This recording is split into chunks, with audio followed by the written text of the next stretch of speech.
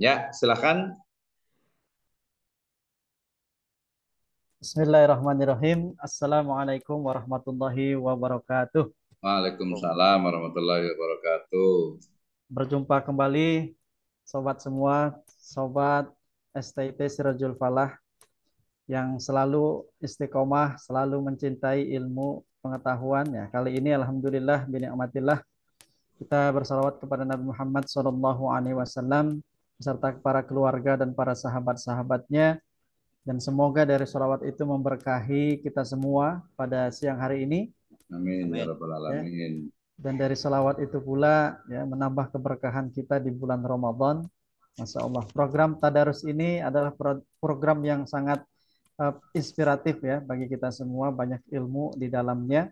Semoga dari apa yang kita dapatkan, baik itu melalui Zoom ini ataupun nanti ya di channel YouTube STT Surajul Fala LPPM ya, ataupun channel yang lain ya, Masya Allah ya. Tentunya pasti Ya, ada channel yang akan selalu menyebarkan, memviralkan dari kegiatan ini insya Allah. Alhamdulillah binikmatillah. Semoga juga apa yang disampaikan nanti oleh pemateri ya dapat dipahami dengan baik, dapat memberikan inspirasi dalam penelitian dan juga pengajaran yang mengajarkan kepada generasi Islam di Indonesia insya Allah. Baik, Alhamdulillah bersama kita ada Ketua LPPM STT Sirajul Falah. Apa kabar Pak Dr. Misno? Alhamdulillah luar biasa. Allahu Akbar. Allahu Akbar ya, sudah kelihatan ya dari senyumannya ini selalu Semangat, aduh semangat. semangat ya. Ya, insya Allah beliau akan menyampaikan di awal nanti pengantar mungkin ya, mukadimah ya, ya mukadimah ya sedikit ya tentang menghantarkan Bapak pemateri Bapak Dr. Edi untuk memberikan sajian-sajian mengenai penelitian kuantitatif maupun kualitatif, metode yang tepat ya insya Allah bagi mahasiswa ya, mahasiswa S1, S2 maupun mungkin tarafnya S3 mungkin ya, sedikit seperti itu. Baik, Alhamdulillah. Silahkan kepada Bapak Dr. Misno. Mungkin ada pengantar buat kita semua. Dipersilahkan. Baik, terima kasih. Bismillahirrahmanirrahim. Assalamualaikum warahmatullahi wabarakatuh. Alhamdulillahirabbil alamin wassalatu wassalamu ala asrafil anbiya'i wal mursalin habibana wa nabiyyana wa sayyidina wa maulana Muhammadin sallallahu alaihi wasallam wa ala alihi wa ashabihi wa man tabi'ahum bi ihsanin ila yaumiddin wa ba'd. Qala Allah taala fi kitabihil karim a'udzu billahi minasyaitonir rajim bismillahirrahmanirrahim wal 'asr innal insana lafi khusr illal ladzina amanu wa amilus solihati wa tawasau bil haqq wa tawasau bil haqqi wa tawasau bis sabr. Wa qala Rasulullah sallallahu alaihi wasallam man salaka tariqan yaltamisu bihi ilman sahalallahu lahu bihi tariqan ilal jannah. Amma ba'd fa inna astaqal hadits kitabullah wa khairal huda huda nabiyyu sallallahu alaihi wasallam. Alhamdulillah, syukur pada Subhanahu wa taala yang telah memberikan kepada kita kenikmatan iman, Islam dan juga ihsan. Kemudian salawat dan salam sama-sama kita panjatkan kepada junjungan alam Habibana wa nabiyana wa sayyidana wa maulana Muhammadin sallallahu alaihi wasallam, kepada seluruh ahlul baitnya, para sahabatnya serta orang-orang yang senantiasa mengikuti jejak sunnahnya hingga akhir zaman. Setelah syukur kepada Subhanahu wa taala dan salat kepada Nabi, kami ucapkan juga terima kasih, syukran, jazakumullah khairan, jazakallah khairan, atur nuhun kepada pemateri kita yang pada hari ini ya hadir, yaitu Bapak Dr. Edi MPD. Kami ucapkan terima kasih atas waktu dan insya Allah nanti ilmunya yang akan bermanfaat ya. Ini adalah sebuah awal ya, bukan yang terakhir dan juga bukan hanya satu kali ini saja. Jadi kami dari P3M ya, dari LPPM mengharapkan nanti masing-masing kita ya, khususnya dosen-dosen yang senior yang memang memiliki kepakaran untuk sharing ya, kama qala Rasulullah sallallahu alaihi wasallam khairun nas anfa'uhum linnas ya, sebaik-baik manusia adalah yang mengajarkan atau yang bermanfaat kepada orang lainnya. Mudah-mudahan sharing dari ilmu ini ya, dari metode penelitian ini ya, untuk saat ini mungkin baru metode penelitian ya, baik itu kuantitatif, kualitatif, mix method ya, ataupun yang lainnya itu ya, itu baru itu. Ke depan mungkin banyak sekali ilmu-ilmu yang kita bisa sharing, dan saya memahami sekali ya, waktunya sangat berharga sekali. Dan kalau menurut saya ini juga salah satu dari tempat kita ya untuk bisa berbagi dan juga berdiskusi ya, sehingga tadarus sifa ini di bulan Ramadan ini alhamdulillah mudah-mudahan ini menjadi sebuah amal soleh kita, amal kebajikan kita, sehingga ya mudah-mudahan ini menjadi perbekalan kita ya, amal baik kita yang akan menjadi nanti perbekalan di akhirat sana. Nah, terkait dengan metode penelitian, ini menjadi the crown of science kalau menurut saya ya, menjadi sebuah kunci ya ataupun pintu untuk membuka ilmu pengetahuan, sehingga kemudian ini mesti dan harus dikuasai oleh setiap mahasiswa ya. Kalau di level S1 mungkin mahasiswa hanya menggunakan metode penelitian ya, baik itu kuantitatif ataupun kualitatif. Tapi nanti di level S2 sampai S3 bahkan dosen, karena ini nanti yang memperhatikan itu yang menyaksikan, yang hadir itu bukan hanya mahasiswa S1, S2 tapi juga dosen ya. Jadi mampu untuk memang melakukan inovasi ya. Ada nilai novelty dalam setiap penelitiannya, sehingga belajar metode penelitian ini menjadi sebuah keniscayaan. Saya sendiri bersyukur sekali, atur nuhun Pak Dr. Edi, saya juga belajar di sini gitu ya. Jadi bukan mengajar tapi belajar. Kita sama-sama belajar karena mungkin banyak sekali kekurangan, karena insan itu adalah makhluk khata wan nisyan.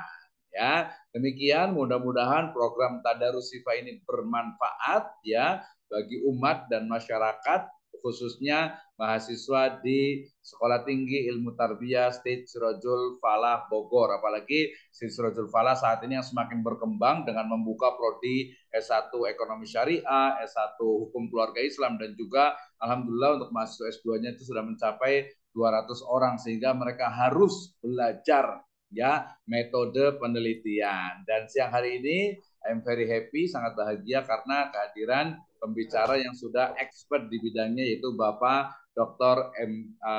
Edi MPD. Kepada beliau terima kasih, hatur nuhun, jazakallahu khairan. Terima kasih. Wassalamualaikum warahmatullahi wabarakatuh.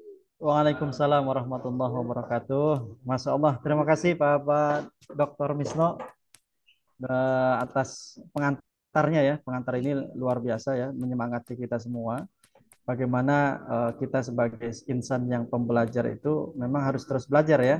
Alhamdulillah, binikmatillah. Kita coba sapa-sapa juga peserta ya, semuanya. Bapak Suherman, Bapak Tajudin ya. Apa kabar Pak semuanya? Alhamdulillah Pak Rendra. Masya Allah. Kemudian Pak Azam Robi, Ibu Faridah ya, Masya Allah. Semuanya yang ada di Zoom ini ya, mudah-mudahan bisa menyaksikan sampai akhir insya Allah. Dan juga pemirsa yang ada di kanal YouTube ya, kemudian di kanal yang lain ya, coba nanti tetap istiqomah menyaksikan sampai akhir apa yang disampaikan oleh Bapak Dr. Edi sebentar lagi. Bapak Dr. Edi, apa kabar Pak? Sehat? Alhamdulillah. Alhamdulillah sehat. Alhamdulillah. Insyaallah. Masya Allah, Alhamdulillah. Enggak, Pak Dokter. Oke, Alhamdulillah. Bapak Dr. Edi, ini kita menantikan sekali materinya yang mudah-mudahan bisa menjadi inspirasi, motivasi buat kita semua. Kepada Bapak Dr. Edi, dipersilahkan Pak untuk menyampaikan materinya. Terima kasih Pak Rendra, Pak Dr. Misno, dan teman-teman sekalian. Assalamualaikum warahmatullahi wabarakatuh. Waalaikumsalam warahmatullahi wabarakatuh. Bismillahirrahmanirrahim. La haula wala quwwata illa billah. Muhammad ibn Abdullah wa alihi wa ashabihi wa wala ma ba'du. Puji dan syukur marilah kita panjatkan kehadirat Allah Subhanahu wa taala. Shalawat teriring salam semoga tercurah bahkan pada junjungan kita Nabi besar Muhammad sallallahu alaihi wasallam.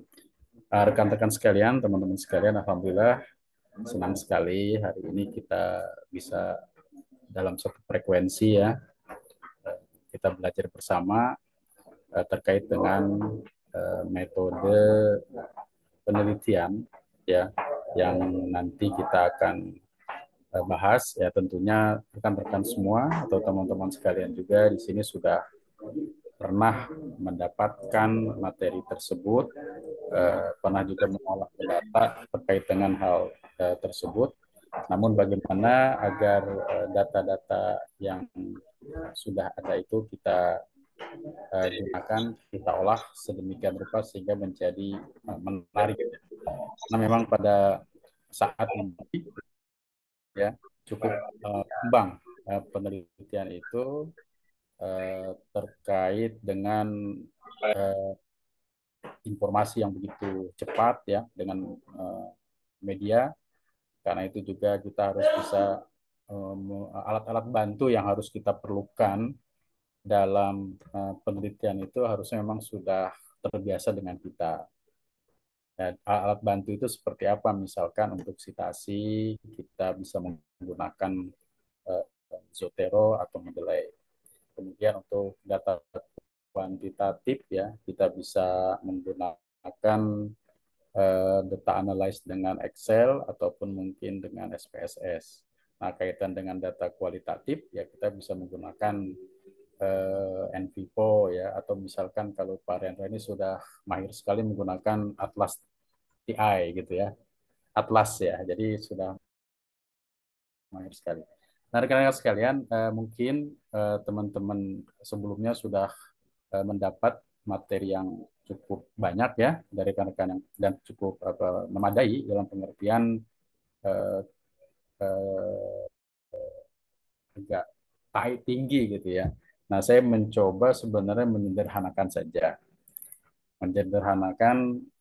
terkait dengan eh, penelitian yang kita lakukan ya terkait dengan penelitian. Pak, Jadi salam beli motor PGR. Yang jawab salam, insya Allah THR-nya lihat nggak presentasinya Pak Rendra? Terlihat ya? Ya, Materi terlihat. Alhamdulillah. ya kita harus memahami dulu tentang apa itu penelitian ya. Di eh, penelitian itu sebenarnya banyak yang mendefinisikan, tetapi paling tidak kita pahami sebagai sebuah proses ya, sebagai sebuah proses untuk proses sistematis dan objektif ya, yang meliputi pengumpulan data, analisis data, kemudian mencari penyelesaian atau jawaban terhadap suatu permasalahan. Jadi kalau kita pahami penelitian ini adalah sebuah proses. Jadi ada yang harus kita tekankan dalam penelitian ini adalah kejujuran, ya kejujuran ilmiah. Karena memang eh, kejujuran itu sangat diperlukan dalam penelitian. Apalagi terkait juga dengan penelitian-penelitian yang nantinya kita bahas, ya yaitu tentang kuantitatif misalkan. Nah ini ada proses sistematis, berarti terstruktur, terarah, kemudian tidak bersifat subjektif, tapi bersifat objektif ya. Kemudian juga data-data juga harus bersifat objektif, dianalisis juga secara objektif, kemudian juga mencari suatu jawaban atau penyelesaian dari permasalahan-permasalahan yang ada. Nah, karena itu pada dasarnya penelitian yang kita lakukan sebenarnya itu paling tidak menjawab beberapa hal ya. Yang pertama itu penelitian yang kita lakukan itu bisa menemukan teori yang baru, itu yang pertama. Yang kedua bisa memperkuat teori yang lama, dan yang ketiga bisa menolak teori yang lama, memunculkan teori yang baru, atau mungkin juga memperkuat teori yang sudah ada. Nah, itu terkait dengan penelitian-penelitian yang kita lakukan. Nah, kemudian kelompok jenis-jenis penelitian itu sebenarnya cukup cukup banyak juga ya. Ya, penelitian berdasarkan tujuan, ya ini bisa dilakukan secara dengan menjawab pertanyaan tujuan penelitian itu apa. Biasanya kita masih mendasarkan dari tujuan penelitian itu didasarkan atas tugas saja. Kalau tidak dipaksa untuk melakukan sebuah sebuah tugas ya, biasanya kita tidak bisa menyelesaikan itu. Nah, karena itu sebenarnya penelitian itu yang didasarkan atas jenis itu banyak sekali ya. Ada penelitian dasar. Nah, ini nanti kita bisa bahas ya. Penelitian dasar itu apa? Di Kementerian Agama juga ada sebenarnya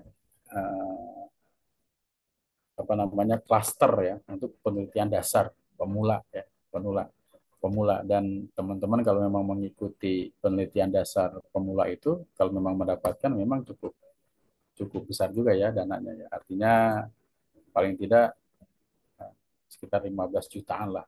Nah, maka sebenarnya penelitian-penelitian itu di sebuah lembaga-lembaga banyak sekali dan juga menjanjikan gitu ya. Yang kedua bisa apa namanya penelitian berdasarkan terapan. Nah, ini bertujuan untuk mengatasi masalah yang terjadi. Itu didasarkan atas tujuan atau berdasarkan metodenya. Nah, ada survei, ini ada penelitian untuk mencari faktor-faktor menimbulkan kejadian yang sudah lewat, berarti ex post facto namanya. Penelitian survei itu penelitian dilakukan dengan mengambil langsung data dan populasi. Ya, survei itu biasanya sudah kita lakukan lah untuk mensurvei, untuk melihat sejauh mana hal-hal yang memang sudah dilakukan atau belum dilakukan terkait dengan tema dari penelitian yang kita lakukan. Nah, kemudian juga ada eksperimen ya, kemudian variable control, kemudian juga penelitian yang bertujuan untuk kebijakan, polisi dan seterusnya. Nah, kemudian berdasarkan eksplanasi. Nah, eksplanasi ini bisa kita maknai sebagai sebab akibat ya. Eksplanasi itu bisa kita maknai sebagai sebuah penelitian yang didasarkan atas apa yang menyebabkan sesuatu terjadi misalkan. Ini ada penelitian melakukan pada keingintahuan lebih jauh dari penelitian terhadap suatu masalah. Ini deskriptif.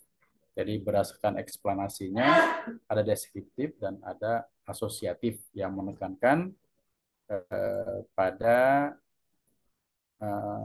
sejauh mana hubungan antar variabel yang saling berpengaruh. Yang asosiatif ada komparatif ya, dan seterusnya ya, penelitian yang menekankan pada membandingkan variabel satu dengan yang lain. Nah, kemudian juga berdasarkan jenis data. Nah, ini jadi yang fokus kita kalau penelitian yang didasarkan atas jenis data inilah yang kemudian kita menggolongkan kepada penelitian kuantitatif dan kualitatif. Dan penelitian yang didasarkan atas jenis data inilah yang biasanya sering ditanyakan oleh para penguji sebenarnya atau ditanyakan ketika kita ingin merumuskan masalah. Masalahnya apa? Nah, kalau masalahnya berkaitan dengan angka-angka, ya itu secara bahasa dasarnya ya, kaitan dengan angka-angka, maka itu adalah kuantitatif. Tapi berkaitan dengan perspektif, dengan data berbentuk kata, berbentuk pendapat, sikap, kemudian perspektif dan segala macamnya itu disebut dengan penelitian kualitatif. Nah, jadi pemahaman ini dulu yang mungkin harus kita pahami karena ketika nanti kita melakukan sebuah penelitian ini sangat berbeda antara penelitian kualitatif dengan penelitian kuantitatif. Di mana kalau penelitian kuantitatif itu sangat membutuhkan ada sebuah hipotesis ya. Kemudian juga ada uji hipotesis. Kemudian juga ada macam-macam uji variabel ya, ada uji variabel normal atau tidak, normalitas, valid atau tidak, validitas, kemudian lainnya. Nah, uji-uji itu semua digunakan bisa dengan menggunakan manual atau juga bisa menggunakan aplikasi-aplikasi yang memang membantu kita untuk menyelesaikan data-data tersebut ya. ketika misalkan datanya tidak valid, apa yang harus kita lakukan? Nah, bisa tidak digunakan. Nah, itu yang penelitian kuantitatif. Tapi penelitian yang terkait dengan kualitatif, ya, penelitian yang terkait dengan data-data. Nah, sekarang ini kita bisa mengambil data-data itu dari beragam sumber. Paling tidak ada wawancara, kemudian wawancara itu bisa dalam berbentuk teks, ya, bisa juga berbentuk rekaman video atau rekaman suara, kemudian ditranskrip, ya, kemudian juga nanti dimasukkan ke sebuah aplikasi tertentu, ya, misalkan aplikasinya adalah Envivo, ya, sehingga nanti mereka bekerja dan menghasilkan sebuah perspektif cloud word, ya, kata kata itu yang terstruktur, sehingga ketika ditanya wawancara itu lebih banyak kata apa yang muncul. Kenapa? Karena kata yang banyak muncul itu, maka kemudian kata tersebut bisa menjadi sebuah prioritas yang memang untuk diteliti dan didalami lebih jauh lagi. Nah, kemudian juga ada penelitian yang ini gabungan, ya, antara kualitatif dan kuantitatif. Nah, gabungan ini sangat sangat penting, ya, karena memang setiap data itu satu sama lain bisa saling memperkuat. Nah, itulah pengertian yang tentang kualitatif dan kualitatif dan kuantitatif. Nah, kemudian ada langkah-langkah penelitian yang harus kita lakukan, karena sebagaimana dipahami di awal, bahwa penelitian itu adalah sebuah proses yang sistematis, ya, untuk mencari jawaban terhadap pertanyaan penelitian. Jadi pertanyaan penelitian itu sangat penting. Jadi masalah penelitian itu sangat penting, karena masalah penelitian itulah yang kemudian mewujudkan sebuah hipotesis dan kemudian dianalisis data-datanya dan menjadi temuan atau novelty. Nah, ini, ya, jadi penelitian-penelitian saat ini itu harus memiliki temuan-temuan novelty, kebaruan. Nah, karena itu setiap penelitian yang kita lakukan biasanya harus juga memiliki referensi terhadap penelitian-penelitian terdahulu yang relevan. Nah, kenapa? Karena memang saat beragam penelitian itu cukup banyak, apa yang kita teliti itu tentu juga sudah diteliti oleh orang lain. Nah, kemudian apa bedanya? Nah, maka kemudian sebuah penelitian itu biasanya juga memberikan kabar, ya, dalam tulisannya penelitian-penelitian dulu yang relevan yang kemudian dijadikan sebuah rujukan dalam penelitian. Nah, kemudian eh, ada observasi, ya, ini jelas penelitian itu harus melakukan observasi. Kemudian ada permasalahan, ada studi literatur, ya, studi literatur atau studi pustaka bisa kita rumuskan, bisa kita cari, bisa kita dapatkan melalui bacaan-bacaan kita, literatur kita dalam berbagai perspektif, ya, dalam berbagai sumber. Nah, ini penting sekali. Sekarang tidak memahami teori dalam sebuah penelitian itu, akhirnya penelitian itu tidak berlandaskan pada teori dan hasilnya juga tidak jelas, ya, kalau memang tidak didasarkan atas teori-teori yang kuat. Karena itu merumuskan teori kemudian dijadikan sebuah literatur dalam studi itu sangat penting. Kemudian hipotesis, nah, ini hipotesis saya pikir teman-teman sudah bisa, ya, karena memang setiap setiap item-item ini harus ada kajian-kajian tersendiri. Nah, kalau kita membahas tentang penelitian kualitatif dan penelitian kuantitatif, ya, pada dasarnya itu adalah penelitian yang memang sangat sangat luas. Tetapi paling tidak kita bisa memahami dulu, ya, perbedaan antara kualitatif dan kuantitatif. Saya hanya sederhana saja membedakannya, ya. Kalau kuantitatif itu memang terkait dengan data dalam pengertian angka-angka, nominal-nominal yang di dalamnya masih banyak lagi pembagian-pembagiannya ya. Kemudian kalau penelitian kualitatif yang sebagaimana tadi sudah disampaikan itu adalah berkaitan dengan perspektif tentang data, tentang analisis tertentu yang memang tidak memerlukan banyak rumus terkait dengan statistik ya. Nah, karena itu penelitian-penelitian ini mana yang lebih unggul ya, sebenarnya dua-dua penelitian sama sama kuatnya. Tidak ada yang menyatakan bahwa yang satu lebih unggul dari yang lain. Yang penting adalah memiliki data-data yang jujur, data-data yang benar, dan data-data yang memang tidak dalam tanda petik ya, dalam tanda kutip itu dibuat sendiri ya, betul-betul jujur.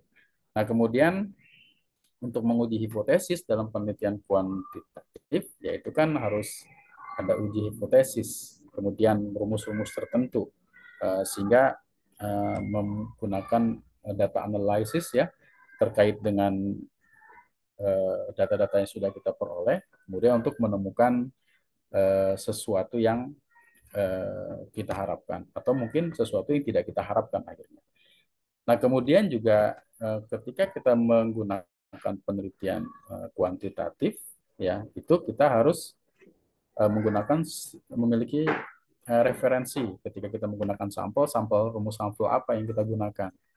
Ketika kita menggunakan misalkan ada sampelnya, misalkan ada yang mengatakan 30 itu sudah cukup, misalkan.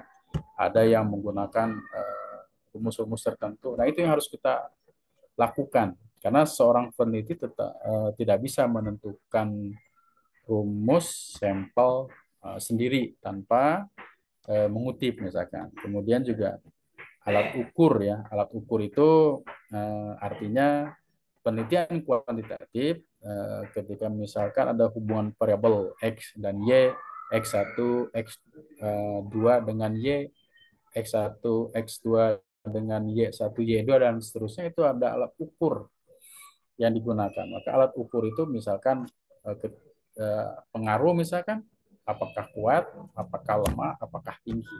Nah, kalau yang menyebabkan kuat pengaruhnya apa, menyebabkan tidak berpengaruhnya apa. Nah, itu juga harus menggunakan aturan-aturan yang sudah jelas ya. Saya tidak mengatakan baku, karena sebenarnya aturan-aturan penelitian itu akan berjalan terus menuju apa namanya, sesuai dengan perkembangan zaman. Jadi alat-alat ukur yang jelas.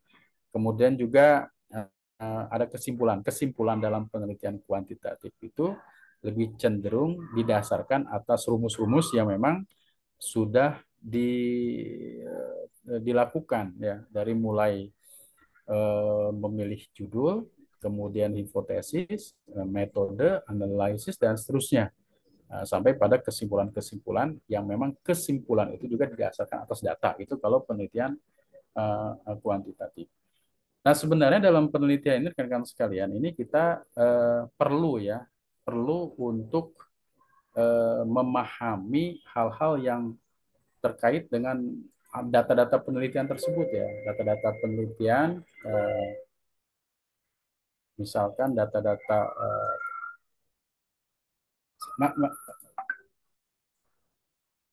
ini masih ada, saya masih terlihat nggak ya? Apa sudah keluar ini?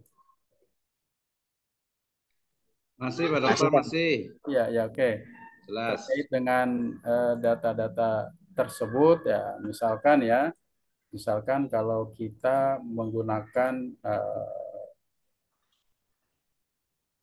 kok bisa segini lagi ya? Kalau kita, ini layar terlihat nggak Pak? Layar. Terlihat masih. Nah, misalkan kita sebentar ya, saya nggak bisa buka. Sebentar.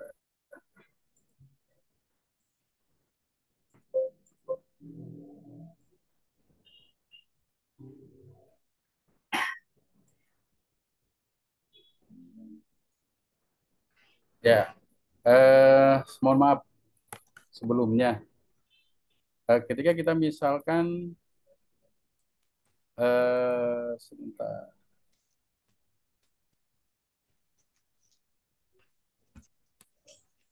data-data penelitian kuantitatif saat ini pun sebenarnya sudah banyak didukung oleh data-data ya, termasuk juga kaitan dengan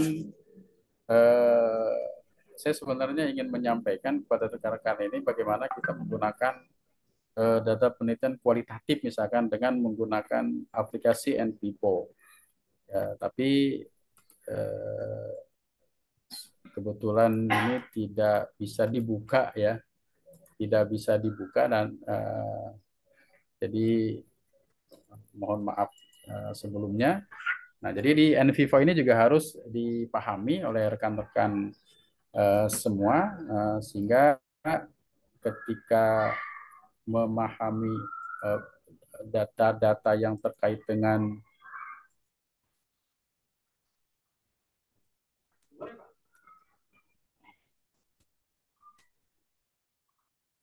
Hilang Pak ini ya.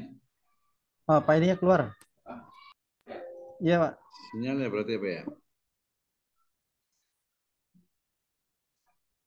Oke, terima kasih untuk Abah Ciamis yang sudah hadir ya. Kita masih menunggu pembicara. Ada Ibu Rahmawati Farudin, terima kasih. Ada Ustadz Masihudin, Sekjen, terima kasih. Ya, ada Ibu Linda Lindiawati, terima kasih. Ada Ibu Faiza Haibara, ada Pak Hudri Permana, sinyalnya mudah-mudahan di sana udah bagus ya. Ada Ibu Santi Berti juga, Ibu Farida juga, Pak Azam Robi, Pak Tajuddin, dari Pak Suherman dari Ciseeng, dan juga Pak Adin. Ya, silakan Pak ini. Baik, Pak, sambil menunggu Pak Dokter Edi mungkin lagi siap-siap ya Pak Dokter ya. Ya, mungkin dipersiapkan bagi rekan-rekan semua yang menyaksikan, mengikuti acara ini. Tolong persiapkan pertanyaan mungkin ya, pertanyaan, mungkin catatan kecil untuk semakin nanti apa namanya kolaboratif ya. Kolaboratif dari sisi ketika pemateri menyampaikan, kitanya bisa siap-siap dengan pertanyaan-pertanyaannya. Tadi menarik bagaimana perbedaan kuantitatif, kualitatif, kemudian perbedaan bagaimana cara mengumpulkan datanya mungkin ya nanti ya. Eh, dan karakter-karakternya. Nah, ini alhamdulillah Pak Dokter Edi sudah hadir. Nah, Pak Dokter Edi, ini bagaimana Pak? mohon maaf sekali lagi. Saya nggak tahu ini Siap-siap. Lanjut Pak Dokter ini tenang. Lanjut Pak Dokter. keluar ya. Ya, sinyal ini Nah, kayaknya. rekan-rekan sekalian, Ya, untuk silakan lanjut. ya terima kasih Pak untuk mendukung penelitian itu, katakanlah misalkan penelitian kuantitatif, maka antara penelitian kualitatif dan kuantitatif ini teman-teman ini harus yang pertama harus memahami paling tidak aplikasi untuk citasi itu ada Mendeley ya, ada citasi Mendeley. Saya pikir teman-teman juga mungkin sudah punya kali ya aplikasi tersebut, dan ini sangat eh, sangat penting bagi kita untuk bisa memahami atau bisa eh, menggunakan aplikasi tersebut karena kita sekarang ini data-data terkait dengan rujukan, terkait dengan referensi-referensi itu kita eh, tidak mungkin dicatat dalam apa namanya dalam bentuk manual ya, tetapi kita harus bisa simpan eh, di aplikasi-aplikasi yang kita gunakan. Nah, karena itu teman-teman sekalian itu sangat penting ya untuk bisa menguasai alat-alat citasi seperti Mendeley dan seterusnya. Nah, kemudian yang keduanya ada Zotero itu hampir sama ya. Ini saya nggak bisa ini ya, layar nggak keluar ya Pak ya? Iya, belum.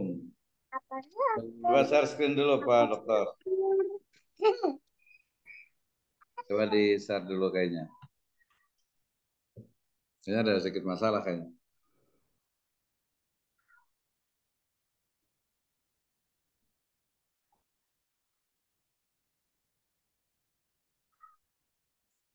Kalau nanti bisa dikirim di saya juga boleh, nanti saya share. Atau Pak Rendra juga boleh.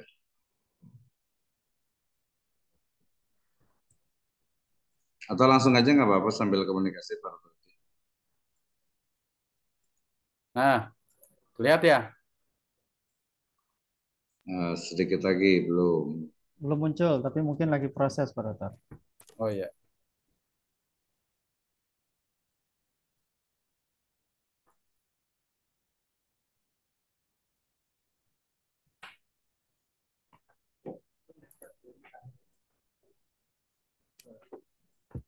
Ya, saya Bisa nggak Pak tadi? tuh, kan masuk. Iya kan ini. Nah, maksudnya, oh iya. Oke, mungkin terlihat ya Pak Misno ya, sudah ya? Ya, sekarang sudah terlihat Oke alhamdulillah. ya. Vivo 12 Eh, Pro.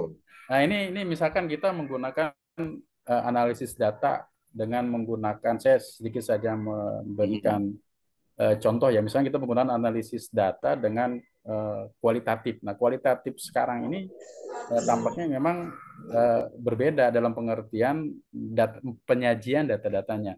Nah, katakanlah misalkan saya pernah meneliti tentang pendidikan multikultural dan pernah wawancara. Nah, wawancara itu bisa kita coding nanti. Bisa kita coding, kita masukkan dalam sebuah aplikasi. Nanti kemudian juga kita bisa memunculkan data-data tersebut berdasarkan yang coding yang kita lakukan.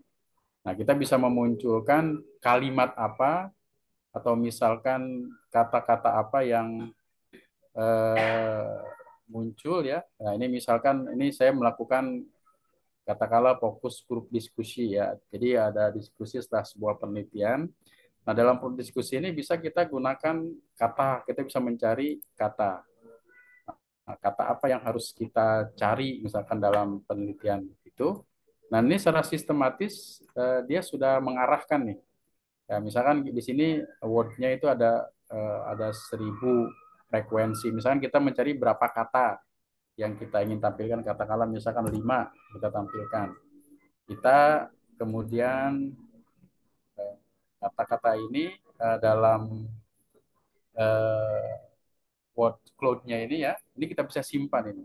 Nah, ini bisa menunjukkan kata-kata yang besar ini sering disebut ya, frekuensinya banyak. Tapi kalau misalkan kita katakanlah misalkan kita lihat ya kata-kata itu yang munculnya berapa, ini bisa kita lihat di sini ya. Misalkan ada 5 kata.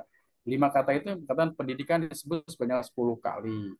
Multikultural disebut sebanyak 13 kali. 13 kali nilai 5 kali dan seterusnya. Jadi presentasinya juga sudah muncul. Ya, ini dalam penelitian kualitatif yang sekarang ini dengan kata-kata pun bisa diolah. Nah, katakan kita misalkan jangan 5 kata, misalkan kita mintanya 8 kata saja, ini bisa kita buatkan. Nah, ternyata dalam 8 kata ini yang muncul yang banyak itu misalkan ternyata multikultural ini sebanyak 17 kali. Nah, kalau sudah begini nanti kita bisa lihat misalkan ada kata-katanya seperti ini. Kata misalnya kegiatan ini tidak penting, kita bisa hapus ya. Kita bisa hapus misalkan. Oke, misalkan kita remove ya, kita hapus. Nah, nanti kita apa namanya? Jalankan lagi. Nah, nanti akan berubah. Nah, ini paling tidak penyajian kata-kata ini ya, baik itu rekaman, baik itu wawancara, ini bisa dimasukkan aplikasi ini sehingga nanti bisa penyajiannya seperti ini. Atau juga bisa menggunakan ini ya, map. Ini jelas. Di sini sudah jelas nih, misalkan ada kata pendidikan, ada kata multikultural. Jadi dalam dialog itu kata-kata ini menjadi prioritas karena sering disebut. Nah, jadi kemudian juga kita bisa mengambil nanti sebuah telaah dari sajian-sajian ini. Nah, itu mungkin terkait dengan penelitian-penelitian kualitatif. Juga ada sih aplikasi-aplikasi lain ya seperti misalkan Atlas ya dan seterusnya yang memang itu juga penting untuk kita kuasai. Nah, di samping itu rekan-rekan sekalian juga penting juga sebenarnya untuk menguasai ini ketika kita menulis itu kan berbagai macam gaya. Nah, Mendeley ini harus kita reference manager itu atau Mendeley desktop ini penting untuk kita kuasai juga. Nah, saya berharap nanti terutama mahasiswa kita nih yang S2 ini, dia sudah mahir ya menggunakan mendelai, menggunakan gaya-gaya penulisan, menggunakan SPSS. Ya, kalau memang dia mendasarkan penelitiannya pada penelitian kualitatif, maka dia juga harus mampu menggunakan aplikasi-aplikasi yang memang sudah sesuai dengan kondisi saat ini. Ya, kondisi saat ini. Jadi ini mungkin nanti dikuatkan oleh Pak Doktor ya, masuk Pak Doktor Misno ini, sehingga mahasiswa-mahasiswa kita ini nantinya sudah mahir ya ketika selesai itu, ketika mereka menjelaskan penelitian itu dengan aplikasi-aplikasi yang membantu. Pada dasarnya aplikasi ini membantu ya, membantu. Kalau kita kan menggunakan manual itu untuk mencari min, median dan seterusnya juga cukup lama, tapi dengan menggunakan mendelai atau menggunakan Zotero dan aplikasi-aplikasi lainnya itu mendukung mahasiswa untuk melakukan sebuah penelitian. Apalagi misalkan memanfaatkan pada saat ini kan sedang semarak itu ya yang namanya kecerdasan buatan ya, artificial intelligence. Nah, termasuk kecerdasan buatan pun saat sekarang sangat penting untuk dikuasai oleh teman-teman mahasiswa itu untuk bisa membantu dalam penulisan, dan biasanya itu bisa mempermudah yang tadinya lamban ya menjadi mudah untuk ditulis dalam tulisan-tulisan ilmiah. Nah, jadi sebenarnya penelitian kualitatif dan penelitian kuantitatif itu juga sama-sama memiliki peran ya, karena itu adalah metode. Karena metode ini kita tinggal memilih metode mana yang paling kita gunakan. Nah, di satu sisi ada yang memang lebih senang pada kuantitatif, di satu sisi lebih senang pada kualitatif. Tapi kedua-duanya ini adalah digunakan untuk melakukan sebuah penelitian yang tentunya harus dilakukan dengan jujur, harus dilakukan dengan baik, dan untuk tujuannya adalah sebuah temuan atau novelty dalam suatu penelitian. Teman-teman sekalian, mungkin itu saja ya terkait dengan hal-hal yang kita bahas pada hari ini untuk metode penelitian kualitatif dan kuantitatif, yang tentunya mungkin nanti satu-satu ya harus ada tema-tema yang harus kita lakukan untuk bisa menguasai hal-hal yang terkait dengan pendukung terhadap suatu penelitian. Itu saja Pak mungkin yang bisa saya sampaikan. Terima kasih. Akhirul kalam. Assalamualaikum warahmatullahi wabarakatuh. Waalaikumsalam warahmatullahi wabarakatuh. Terima kasih Pak Dr. Edi yang sudah menjabarkan ya tadi materinya tentang penelitian kualitatif, kuantitatif, juga sebuah alat NVivo ya.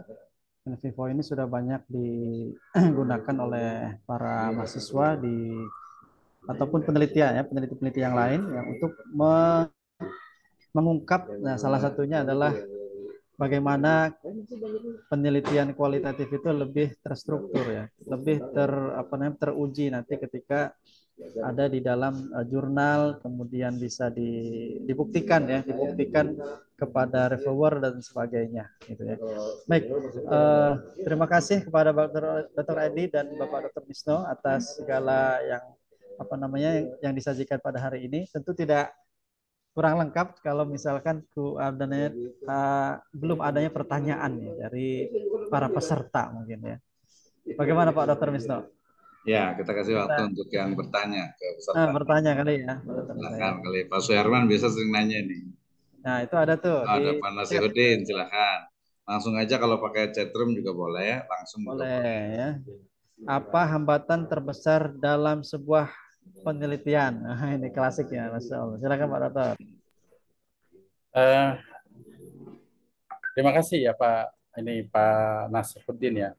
Sebenarnya setiap hari itu kita ini meneliti sebenarnya. Kita meneliti Ya, misalkan di dalam lingkungan kita setiap hari kita meneliti, karena penelitian itu sangat erat kaitannya dengan berpikir. Cuma masalahnya berpikir itu sistematis atau tidak, ya. Nah, maka kalau penelitian itu menggariskan penelitian itu pada sistematis dan objektif. Nah, kalau hambatan terbesar sebenarnya ada pada diri kita. Ketika kita sudah paham untuk meneliti, terkadang kita lebih cenderung untuk dalam tanda kutip malas ya, dengan berbagai sebab faktor. Sehingga kemalasan inilah menurut saya hambatan terbesar dalam kita meneliti. Hambatan terbesar ketika kita meneliti. Jadi memang motivasi juga sangat penting, sehingga rekan-rekan mahasiswa itu sebenarnya harus memiliki komunitas ya, di mana satu sama lain saling menguatkan, sehingga ketika saling menguatkan itu nanti tugas-tugas, kemudian penelitian-penelitian itu bisa berjalan dengan baik. Jadi kalau pertanyaannya hambatan yang terbesarnya apa sebenarnya? Hambatan yang terbesar menurut saya adalah ada pada diri kita. Itu mungkin Pak jawabannya Pak kalau hambatan besar. Ya, Demikian luar Pak. biasa ya. Ya, luar biasa Pak Dokter atas jawabannya, bahwa musuh terbesar kita ya diri kita sendiri kan. Iya, betul. Ya mungkin lebih banyak membaca mengenai motivasi-motivasi tentang orang-orang sukses, bagaimana seorang peneliti yang baik, ya seperti itu kali ya. Atau Ya, betul. Masuk ini juga mungkin Pak ya, nambahin sedikit gimana Pak? biasanya. Kalau mahasiswa S1 sebenarnya termasuk S2 juga nih biasanya. Hambatan paling utama kadang memang tadi dari sendiri itu biasa dalam bentuk itu kadang kalau S1 mungkin bisa ngikutin gitu ya. Artinya tinggal ikut dosennya lah. Kadang kalau umpamanya sama juga sih, kadang harus kayak ngeyel juga gitu ya. Ngeyelnya Selalu ditanya kadang ya. sudah ngasih judul gitu tapi ternyata tidak sesuai. Jadi kalau hambatannya secara lebih detail itu biasanya terkait dengan pilihan topik misalnya gitu ya. Jadi pilihan topik atau temanya. Jadi kadang mahasiswa tuh pengen diambil semuanya gitu ya, pengen semuanya diraup gitu ya. Padahal penelitian itu sifatnya adalah filosofinya itu seperti sumur gitu. Jadi sumur itu kecil tapi dalam gitu. Jadi pembahasannya itu sempit tapi dalam. Jadi dia pembahasannya tidak meluas, temanya spesifik, tapi dia kajiannya itu analisisnya mendalam gitu. Jadi lebih kepada hambatannya dari sisi pemilihan topiknya. Iya. Dan biasanya kadang sering disalahkan oleh dosen tuh karena biasa pembimbing tuh bisa kadang-kadang ini udah bener nih subjektivitasnya mahasiswa, padahal bukan seperti itu gitu. Itu juga jadi hambatan tuh biasanya. Sama tadi time management itu penting, makanya nanti kalau mau menulis itu harus mulai dari membuat timeline ya, jadi punya target kapan lulus nih ya, misalnya dalam 6 bulan tuh harus selesai ya, maka pekan pertama itu harus apa, pekan kedua harus apa, pekan ketiga harus apa, sampai mungkin ada WIP 1, WIP 2, kemudian ujian proposal sebelumnya sampai ke ujian komprehensif, sampai ke ujian itu harus ada timelinenya. Penting tuh. Jadi paling utama itu time management gitu ya. Oh, ini ada solusi nih dari yang pernah kita alami sama-sama ya mungkin ya.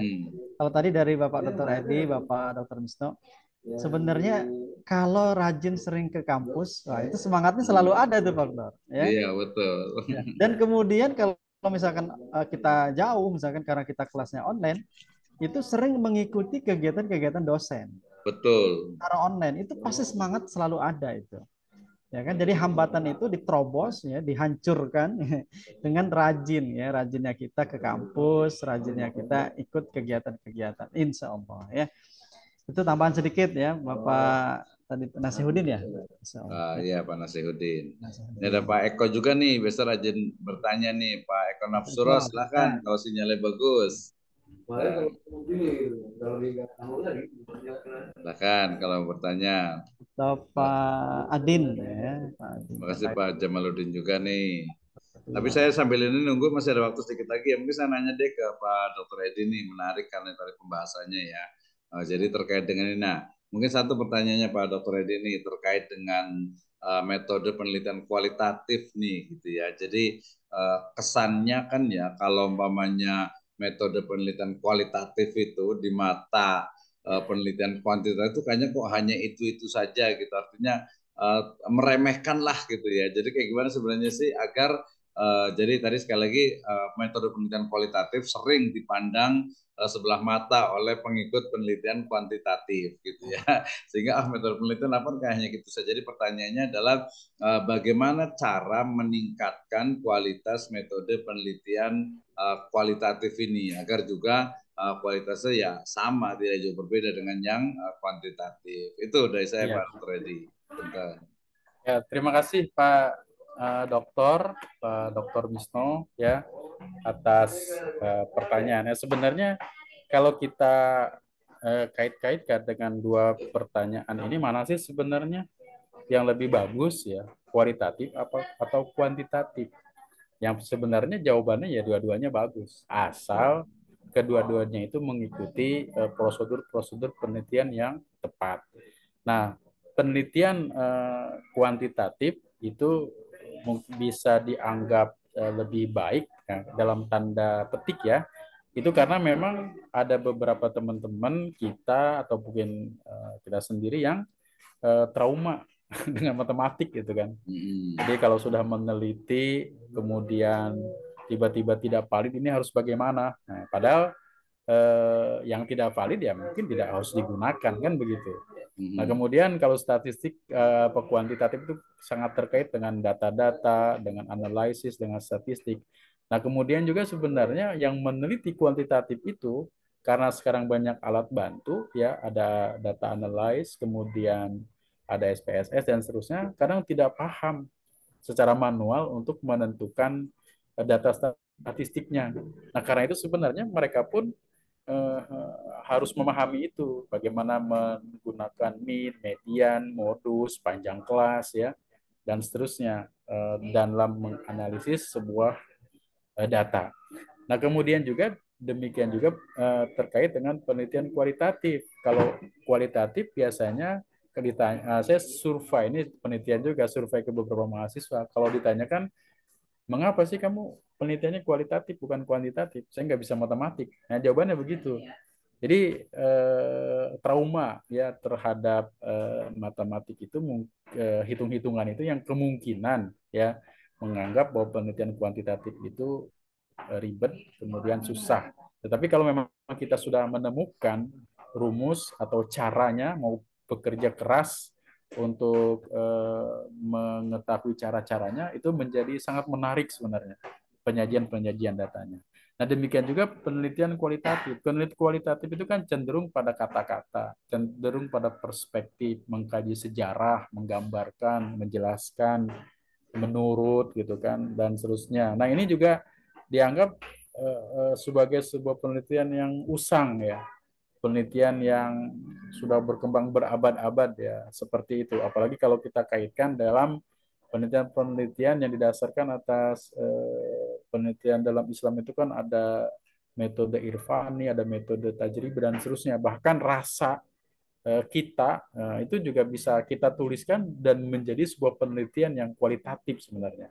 Nah, karena itu pada saat sekarang kalau ditanyakan mana yang lebih baik, ya artinya mungkin dua-duanya juga baik, ya tidak ada lebihnya antara satu dan duanya, karena memang itu adalah sama-sama metode yang umum digunakan pada saat ini. Nah, karena itu kaitan dengan penelitian kualitatif ini saya lebih cenderung memaknai kenapa itu dianggap kurang, karena memang terkait dengan penyajian datanya. Penyajian data. Nah, karena itu maka sekarang ada aplikasi seperti NPPO dan Atlas CI misalkan, itu membantu kita sebenarnya untuk memberikan penyajian data yang menarik ketika membahas tentang perspektif, ketika kita menggunakan wawancara dengan pertanyaan yang sama tapi jawabannya berbeda. Nah, dianalisis. Jawaban itu bisa dianalisis. Presentasi kata-katanya bisa dianalisis. Bukan hanya dari wawancara saja, bahkan media sosial itu bisa dimasukkan sebagai referensi dan itu bisa dilacak dan kemudian bisa dijadikan sebuah referensi dalam tulisan, sehingga mungkin nanti kalau penyajian datanya itu bagus, maka sebenarnya penelitian kualitatif pun memiliki kualitas yang baik. Nah, itu mungkin Pak Doktor ya terkait dengan pertanyaan-pertanyaan yang tadi disampaikan. Terima kasih Pak. Terima kasih, luar biasa sekali Pak Dr. Edi ya. Silakan Pak Rendra, ada yang bertanya di chat Ya, room dari betul. Pak Jamaluddin. Ada pertanyaan dari Bapak Jamaluddin ini.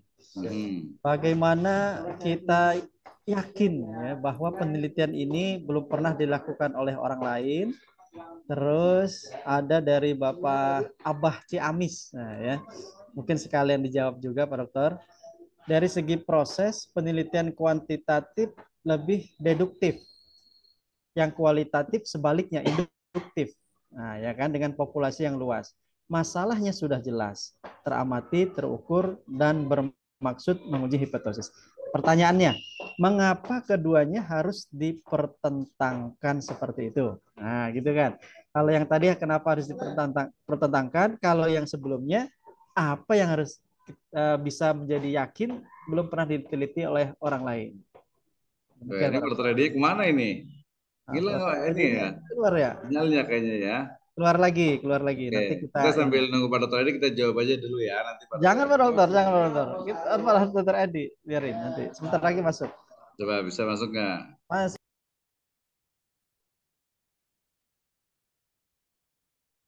Pertanyaan seperti ini tuh ya perlu harus bertanya Pak Dokter ya, kenapa harus ditentangkan, kenapa harus bagaimana kita harus bisa yakin. Nah, ini perlu memang harus ada yang membimbing seperti itu. Apalagi kalau misalkan yang sifatnya masih skripsi, nah ini perlu sekali pendampingan ya, karena masih tahap awal ya dalam penelitian. Betul. Nah, sambil menunggu Pak Dokter Edi mungkin ada bergabung lagi. Sinyalnya berarti kali ya. Betul. Silakan Pak Dokter. Langsung. Iya, silakan Dokter. Oke. Terima kasih ya atas pertanyaannya ini. Saya mohon maaf agak keluar masuk mungkin karena nggak tahu ini kenapa. Mungkin laptop saya perlu di ini. Terkait misalkan sebenarnya tidak dipertentangkan lah ya. Itu metode ya. Seperti kita misalkan mau belajar cara cepat membaca Al-Quran. Nah, itu kan ada metode A, metode B. Ya silahkan mau metode mana saja gunakan. Yang penting tujuannya tercapai. Tujuannya apa? Ya bisa membaca Al-Quran dengan fasih. Nah, kita meneliti, ada 2 tawaran metodenya, bahkan ada 3 tawarannya. Ada metode kualitatif, kuantitatif, atau mungkin campuran antara kualitatif dan kuantitatif. Nah, karena itu silahkan kita menggunakan metode mana saja, yang penting alur jalannya, rambu-rambu yang kita gunakan dalam penelitian itu jelas, perumusan masalahnya ya. Kalau penelitian kualitatif memang cenderung ya tidak ada hipotesis kan kalau kualitatif itu, karena kualitatif itu hanya berdasarkan dari teks-teks yang memang sangat menentukan dalam sebuah penelitian tersebut. Jadi metode ini memang sebenarnya tidak dipertentangkan. Mana yang sangat terkait dengan bagaimana cara menyajikan datanya saja. Menyajikan datanya sehingga penelitian-penelitian ini menjadi bermakna dan penelitian-penelitian ini menjadi dipahami oleh orang dengan baik. Misalkan persepsi itu kan kualitatif. Perspektif kualitatif juga. Nah, kaitan dengan angka-angka itu kuantitatif. Nah, mungkin itu Pak, jadi jawabannya. Ada pertanyaan lain gitu. Sudah dijawab tadi ya, bagaimana supaya yakin ini belum pernah diteliti orang lain, Pak Dokter? Kalau sebenarnya gini, ilmu itu kan tidak berdiri sendiri, Pak. Jadi seperti kita sekarang menggunakan handphone Android katakanlah, itu kan dulunya tidak ada. Itu berawal dari handphone yang kalau kita sekarang bilang jadul. Tapi 10 tahun yang akan datang, Android yang kita gunakan ini disebut juga jadul juga mungkin ya. Kenapa? Jadi ilmu itu saya pikir adalah berkembang. Nah, karena itu bagaimana kita melakukan penelitian yang murni itu sampai sangat sekarang sebetulnya agak sulit. Nah, karena itu yang terpenting bagi kita adalah menggunakan metode penelitian yang sesuai. Katakanlah karena sekarang banyak sekali jurnal-jurnal, tulisan-tulisan, maka saat ini digunakan alat ya, aplikasi alat untuk mendeteksi penelitian itu murni atau tidak. Katakanlah misalkan dengan menggunakan uji Turnitin, nah, kesamaan. Nah, itu kan apa namanya jelas ya, yang disebut murni itu yang bagaimana. Jadi tidak ada di uji Turnitinnya itu yang saya pikir yang 100% unik, agak sulit. Maka kemudian toleransi yang digunakan dalam Kementerian Agama misalkan itu 25%. Jadi kalau misalkan unik kita adalah dalam menulis penelitian itu 75%, maka itu sudah hebat ya. Sudah hebat. Tapi mahasiswa Siratul Falah kemarin saya cek ada yang cuma kesamaannya 15% ya. Artinya hebat sekali dia bisa menulis.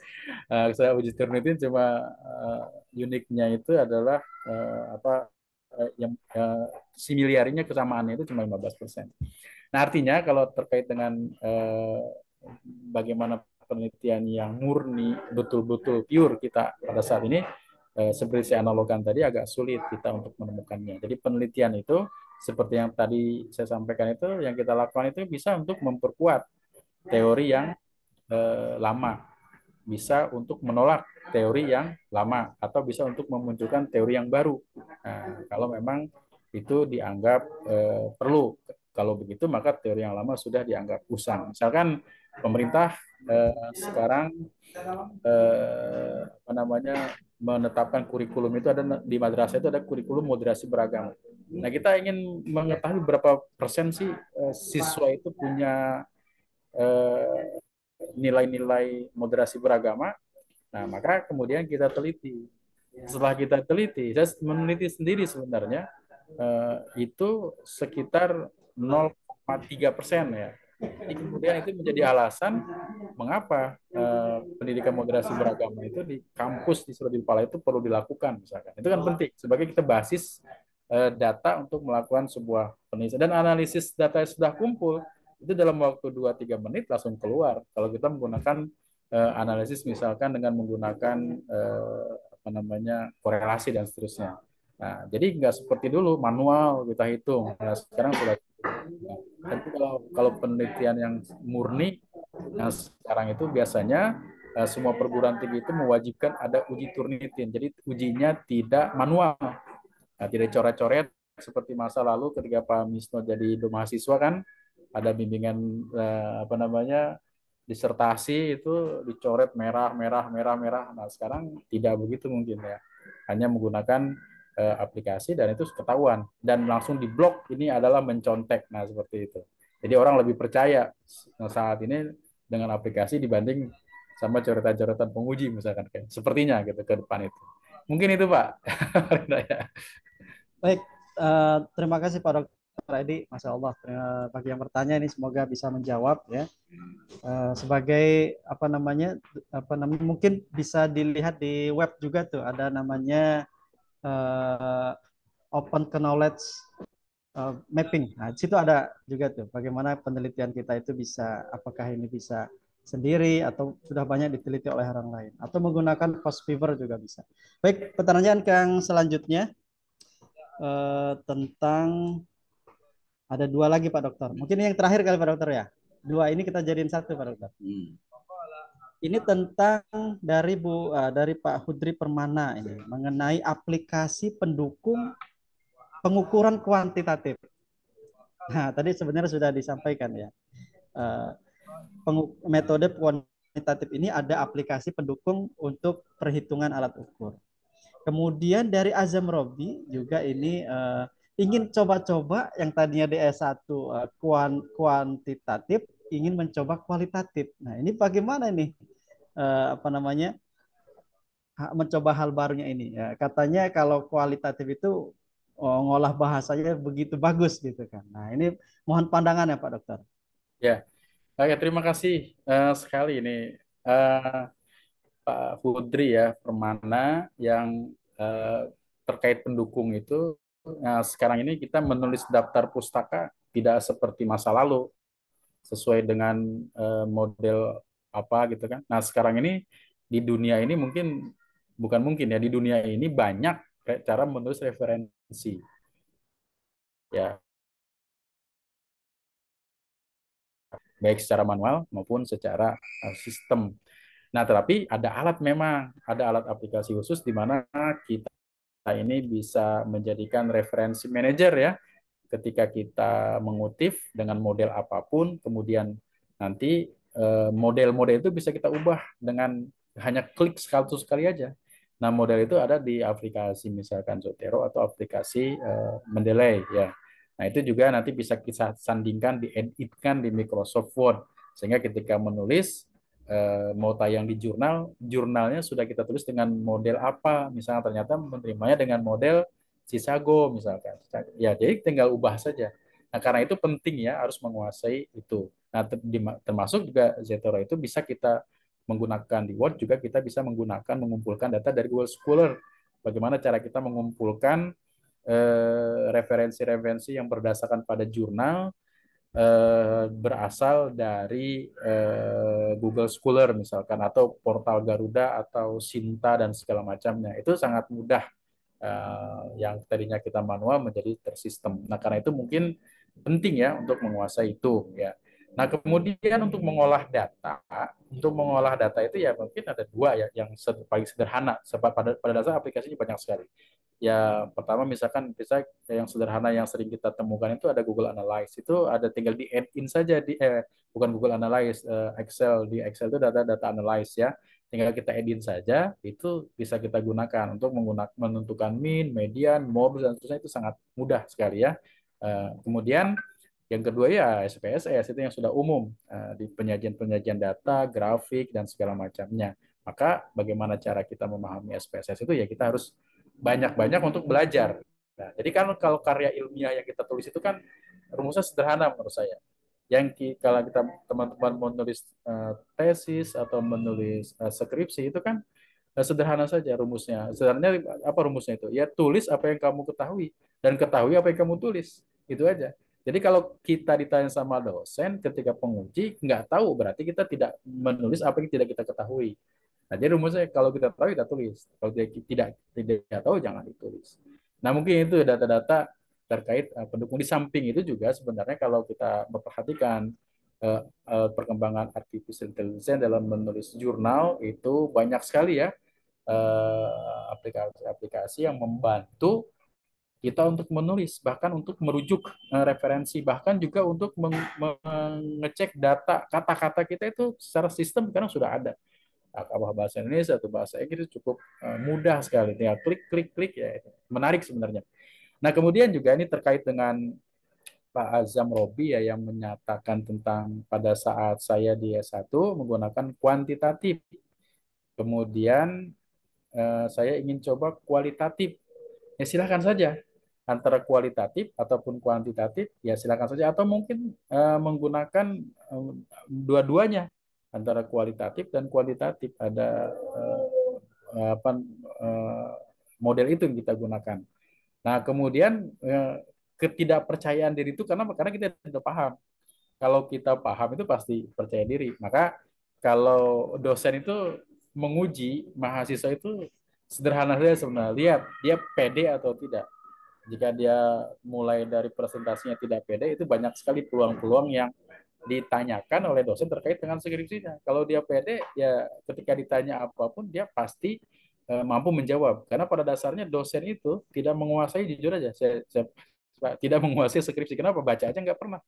Ada nggak dosen yang mau menguji itu baca dari cover sampai akhir? Saya pikir jarang ya, jarang. Tetapi dia hanya membaca poin-poinnya saja. Dan poin-poinnya itu mahasiswa harus bisa menjelaskan ketika ditanya. Nah, ketidakpedean itu muncul karena memang tidak memahami materi, ya, tidak memahami sistem. Nah, karena itu percaya diri ini bisa kita tumbuhkan dari bagaimana kita memahami permasalahan referensi yang kita gunakan. Dan kalau memang itu referensinya tidak baik, ya jawab saja. Karena kalau jujur itu lebih baik. Kalau jawabannya bohong, kan akan memunculkan kebohongan-kebohongan selanjutnya gitu. Nah, mungkin itu aja Pak untuk Pak Azam Robbi ya. Mudah-mudahan Ya, manfaat. Masya Allah. Terima kasih Pak Dr. Adi atas jawabannya. Kemudian bagi para peserta yang bertanya, terima kasih banyak atas partisipasinya. Yang mudah-mudahan bisa dilanjutkan nanti tatap muka dengan Bapak Dr. Edi maupun datang ke kampus ya. Kita bisa saling kolaborasi untuk penelitian. Insya Allah banyak sekali bagaimana cara menemukan penelitian yang baik ya. Asalkan kita punya usaha, punya keinginan ya. Masya Allah. Baik, terima kasih semua. Saya kira bisa dipahami. Insya Allah kita akhiri sama-sama, Pak Dokter Misno. Kita akhiri sama-sama bagaimana, Pak Dokter? Oke, baik. Kita akhiri sama-sama dengan membaca hamdalah dan doa kafaratul majelis. Alhamdulillahirabbil alamin. Subhanakallah wa bihamdika asyhadu an la ilaha illa anta astaghfiruka wa atubu ilaik. Assalamualaikum warahmatullahi wabarakatuh. Assalamualaikum warahmatullahi wabarakatuh. Terima kasih Pak Hudri. Terima kasih Pak Rendra. Terima kasih dari Ciamis. Semangat nih Pak Hudri. Ternuhun Abah di Ciamis. Sama-sama itu Dr. Misno. Lanjut ya. Lagi nih.